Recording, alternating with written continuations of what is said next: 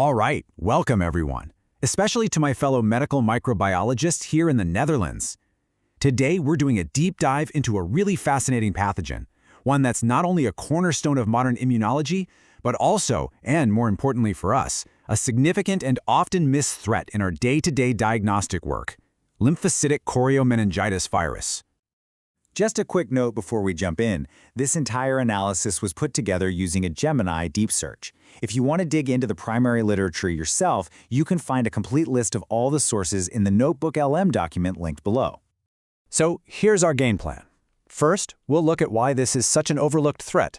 Then we'll get to know the virus and its favorite host.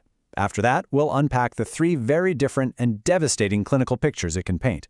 Then we'll get into the nitty-gritty of lab diagnosis, and finally, we'll talk about our crucial public health role right here in the Netherlands. Okay, let's get started.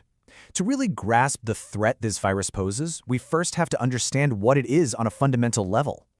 So if you were to look at it under an electron microscope, you'd see this: an enveloped, pleomorphic particle. That means it doesn't have one fixed shape, and its size varies, but it's usually around 120 nanometers. Now that lipid envelope it's wrapped in, the one with all the glycoprotein spikes, is actually stolen from the host cell when the virus buds out. And that's its Achilles heel, right? It makes the virus super vulnerable to common disinfectants. For those of us still doing viral culture, it grows pretty well in cell lines like Viro or BHK21. But here's the catch: it often causes a very subtle, sometimes even invisible, cytopathic effect, so it can be really tricky to spot without doing further tests. And here's a cool little factoid for you. You know how it belongs to the Arenavirus family? Well, that name comes from the Latin word arenosis, which means sandy. And that's because when the virus assembles, it accidentally scoops up a bunch of the host cell's ribosomes. Under the microscope, this gives it this really unique, granular, sandy look. It's a neat characteristic, but it's good to remember those ribosomes are just passengers. They aren't actually needed for the virus to replicate. Okay, so now that we know what it looks like, let's talk about where it fits in the viral world and its absolutely critical relationship with its natural host. Honestly, this relationship is the key to its entire life cycle. So, officially, we are talking about Arenavirus Choriomeningitis. It's in the Arenavirus family, and as a member of the Arenavirus phylum, it is, of course, a negative-sense RNA virus. Now, before we go any further, we need to quickly define a concept that this virus literally helped scientists discover, and that's T-cell exhaustion. Think of it as a state of burnout for your immune cells. During a chronic infection, the T-cells that are supposed to fight the virus just get so overwhelmed that they progressively lose their ability to do their job, and they essentially just give up. And this is where that idea of T-cell exhaustion becomes so incredibly important. Look at these two strains, Armstrong and clone 13. They are different by just two amino acids. But that tiny little change completely flips the script on the disease. The Armstrong strain kicks the immune system into high gear, you get a powerful T-cell response, and the virus is cleared. But clone 13, it triggers a really weak response, which leads directly to T-cell exhaustion and a chronic, lifelong infection. This virus system basically became the textbook model for understanding how the immune system handles persistent infections, from viruses all the way to cancer. So where does all of this start? Well, it all comes back to this little guy, the common house mouse, Mus musculus. When mice get infected as newborns, they become asymptomatic carriers for life, constantly shedding huge amounts of virus in their urine, their feces, and their saliva. And that contamination of the environment is the source of pretty much every human infection. Which brings us to the clinical side of things. Because depending on who gets infected, the outcome can range from, I didn't even notice I was sick, to an absolute catastrophe. Let's break down the three very distinct syndromes this virus can cause. I want to start with just this one number, 70%. That is the estimated mortality rate for lymphocytic choriomeningitis virus infection in solid organ transplant recipients. It just hammers home the incredible danger this pathogen poses to our most vulnerable patients. This table really lays out just how different the infection can be. But what do we do about it? Let's talk treatment.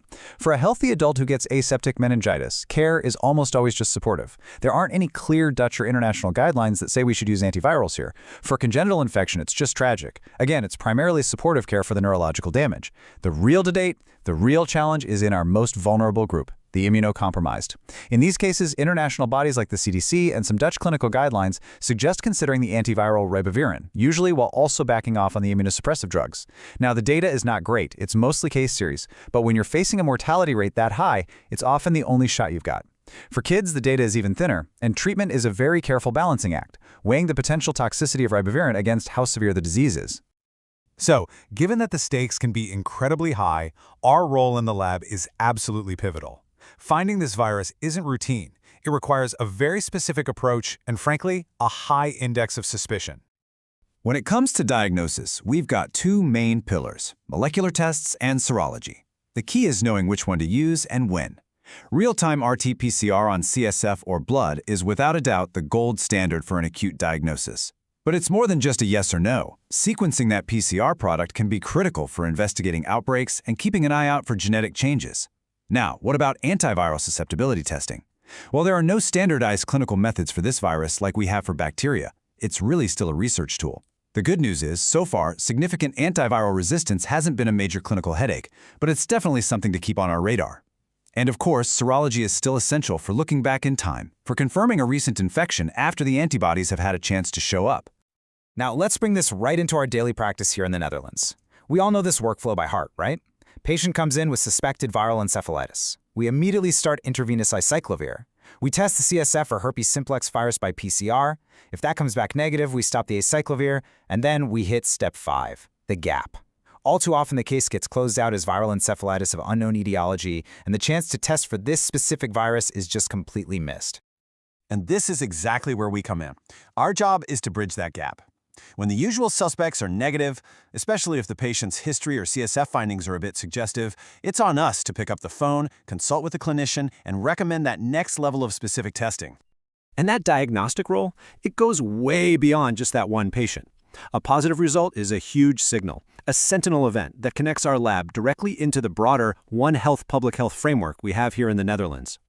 And let's be honest, given the challenging treatment options we just talked about, prevention is absolutely everything. The single most important piece of advice we can give anyone is this: avoid creating aerosols. Never, ever dry sweep or vacuum rodent droppings or nests. The correct way is simple but vital. You ventilate the area, you wet clean everything with a good disinfectant, like a 1 to 10 bleach solution, and you use disposable towels. That one simple change in procedure is the key to breaking the entire chain of transmission. So when your lab confirms a human case, it's not the end of the story. It's the beginning of one. Reporting that result to the local GGD is absolutely crucial. It can kick off a public health investigation to find the source. Maybe it's an infestation in an apartment building, maybe it's a contaminated pet store, and that prevents other people from getting sick. Your diagnosis becomes a powerful public health action. So, I'll leave you with this question to take back to your own labs. As the diagnostic sentinels, what can we do to better bridge that diagnostic gap? How can we help uncover the true prevalence of this hidden threat right here in the Netherlands? Thank you so much for joining me on this deep dive. We put these explainers together to help our professional community, so if you found this useful, please do consider subscribing. We really value the expertise of our colleagues, so please share your thoughts, your experiences, or any questions you have in the comments below.